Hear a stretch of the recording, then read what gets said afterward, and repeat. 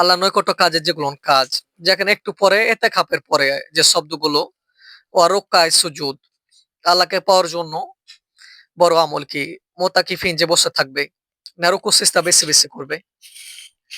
রুকু সিজদা বেশি করবে। তাই এতেকাফ আল্লাহকে পাওয়া এবং আল্লাহর নৈকট্য অর্জন করা। এই নৈকট্য অর্জন করার জন্য একবারে আল্লাহ নিকটবর্তী হওয়ার জন্য যে ইবাদতগুলো এটার মধ্যে সময় বেশি পার করা জরুরি। এটার ভিতর হয়তো কথা বলা উচিত না। মানে গুনাহ না, কিন্তু এমনি কথা, "কেমন আছো? ভালো আছো? কি তোর চাচা কেমন আছে?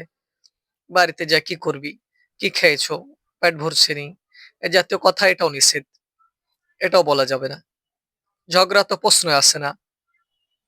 ঝগড়া তো প্রশ্নই আসে না। কিন্তু এই কথা বলা যাবে না। ওই রুকায়ে সুজুদ।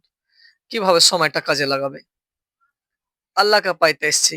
যে আল্লাহকে পাইতে এসছে তার ভাবটা কি থাকবে? কথা বলেন। কোন কাজে আল্লাহকে পাওয়া যায় এটার উপর তার আবেগ থাকবে।